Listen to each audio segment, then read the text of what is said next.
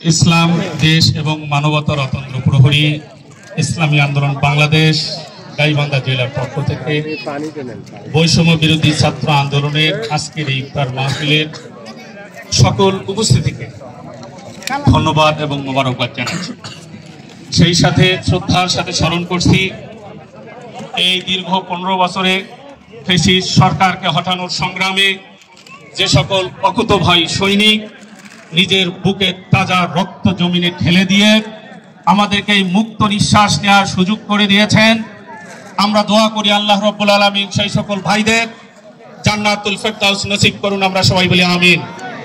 যারা এখনো এই ফ্যাসিস্টের বিরুদ্ধে সংগ্রাম করতে গিয়ে আহত অবস্থায়, অসুস্থ অবস্থায়, বিকলাঙ্গ অবস্থায় হাসপাতালের বেডে অথবা বাসায় কাতরাচ্ছেন, আমরা দোয়া করি আল্লাহ রাব্বুল আলামিন যাতে দ্রুত আমাদের মাঝে ফিরে আসার তৌফিক দান করেন, আমরা সবাই বলি আমিন।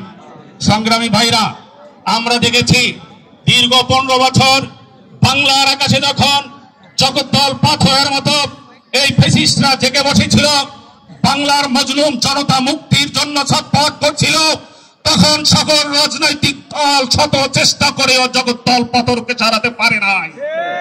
আল্লাহ রাব্বুল আলামিনের রহমত হিসেবে সেখানে বৈষম্য বিরোধী ছাত্র আন্দোলনের ছাত্ররা আমাদের সামনে এসে দাঁড়িয়েছে।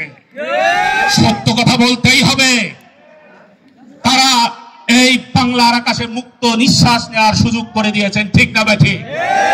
তারা যারা রাস্তায় সুস্থভাবে কথা বলতে পারত না, অনেক নেতা নেত্রী বন্দী ছিল, এই ছাত্রদের আন্দোলনের ফলে তারা বন্দী দশা থেকে মুক্ত হয়েছেন, তারা স্বাধীনভাবে কথা বলার সুযোগ পেয়েছেন, ঠিক না বেঠিক?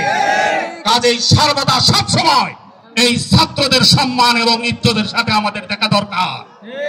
ইসলামী আন্দোলন বাংলাদেশ এই ছাত্রদের সংগ্রামে শুরু থেকে শেষ পর্যন্ত দলীয় ব্যানারে ছিল, ঠিক না বেঠিক?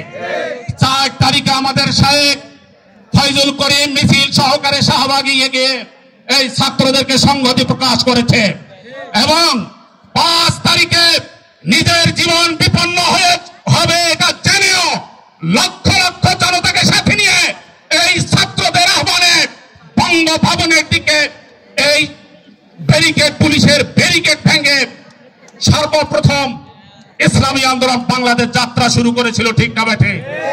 আমরা এই লড়াই শেষ না হওয়া পর্যন্ত ছাত্রদের সাথে আছি ইনশাআল্লাহ। সংগ্রামী ভাইরা আমার, ইসলাম দেশ এবং মানবতার কল্যাণে ইসলামী আন্দোলন কাজ করে। যতক্ষণ পর্যন্ত বৈষম্য বিরোধী ছাত্র আন্দোলন ইসলাম দেশ এবং মানবতার কল্যাণে কাজ করবে, আমরা কথা দিয়ে যাচ্ছি যে কোনো প্রয়োজনে, যে কোনো পরিস্থিতিতে, যে কোনো পরিবেশে আমরা তাদের সাথে আছি ইনশাআল্লাহ। সবাইকে ধন্যবাদ। আসসালামু আলাইকুম ওয়া রাহমাতুল্লাহি ওয়া বারাকাতুহু। ধন্যবাদ।